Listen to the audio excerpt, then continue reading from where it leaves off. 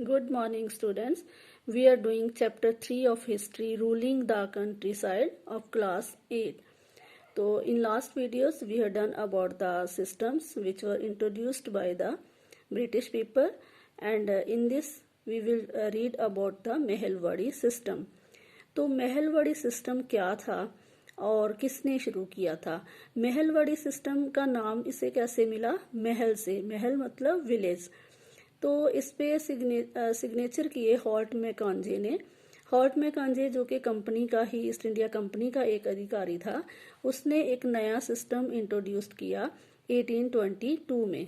तो वो समझता था कि जो विलेज हैं वो इंटीग्रल पार्ट हैं इंडियन लाइफ के, कि जो विलेज लाइफ होती है वो अनिखड़वां हिस्सा होता है किसी भी कंट्री का।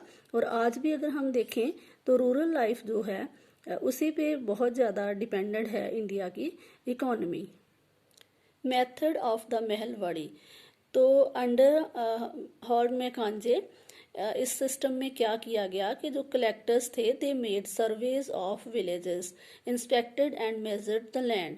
तो उन्होंने लैंड को सर्वे किया, उसमें अच्छे से जांचा परखा, पिछले रिकॉर्ड भी चेक किए गए कि कितनी लैंड में से पिछले सालों में से कितनी प्रोड्यूस होती रही है, कितनी फसल होती रही है।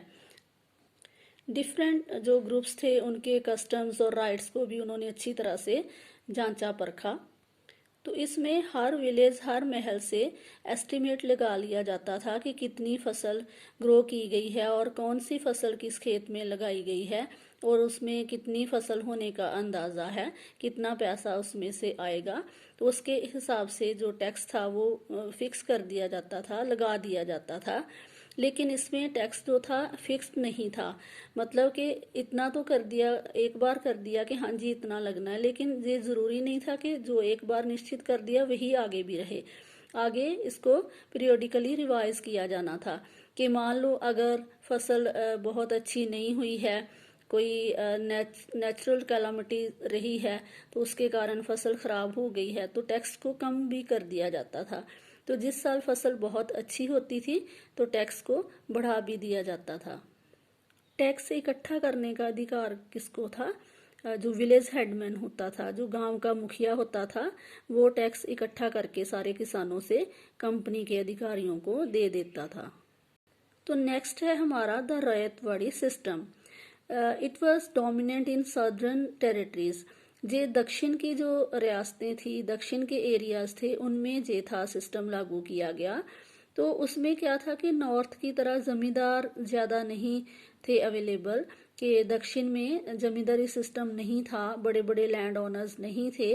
तो अब अंग्रेज़ों को लगा कि जहाँ पे जो किसान हैं, छोटे किसान हैं, सीधे डायरेक्टली उनके साथ ही सेटलमेंट करनी होगी। तो इसमें छोटे पैमाने पे अलेक्जेंडर रीड ने पहले इसको शुरू किया, कुछ एरियाज पे ही इसको लागू करके देखा गया। तो डायरेक्ट टैक्स जो था कल्टीवेटर्स के ऊपर लगाया गया। मतलब पहले जैसे बीच में जमींदार रहते थे, जहाँ विलेज हेडमैन है कोई, वो इकट्ठा करके कंपनी के अधिकारियों को रेवेन्यू देगा, टैक्स देगा। लेकिन अब इसमें से जो मीडिएटर्स थे वो उनको हटा दिया गया, और सीधे जो कल्टीवेटर्स थे, बिजाई करने वाले लोग, जो रैयत जो थी, मतलब प्रजा जो थी, उनके साथ अंग्रेज़ों की सीधे सीधे डीलिंग शुरू हुई। Way the system work. तो रायतवाड़ी सिस्टम किस तरह से काम करता था? तो जैसे हमने पहले पढ़ा कि रायतवाड़ी सिस्टम अलेक्जेंडर रीड ने स्टार्ट किया था कुछ एरियाज पर, लेकिन बाद में इसको और आगे बढ़ा के, इसका प्रसार बढ़ा के, थॉमस मुनरो जो थे उन्होंने आगे और अच्छे तरीके से इस सिस्टम को शुरू किया। तो जैसे कि हम पहले भी पढ़ चुके हैं कि ट्रेडिशनल जमींदार साउथ में नहीं थे, तो फील्ड्स में सर्वे किए गए, असेसमेंट की गई कि कहाँ पे कौन सी फसल होती है और कितनी मात्रा में पैदावार हो सकती है एक एकड़ से।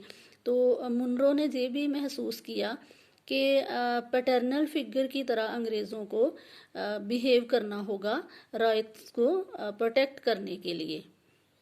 मतलब किसानों के साथ कुछ सख्त बर्ताव नहीं किया जाएगा ताकि वो अंग्रेज़ों के साथ मिल करके काम कर सकें।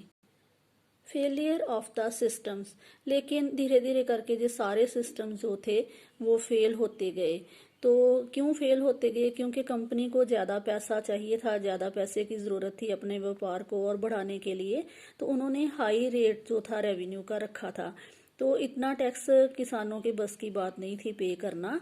तो कंपनी ने प्रिज्यूम कर लिया था, मतलब उन्होंने मान लिया था कि अगर एग्रीकल्चर को फ्लरिश करना है तो ये बहुत जल्दी नहीं होगा, इसको और अच्छा बनाने के लिए समय लगेगा।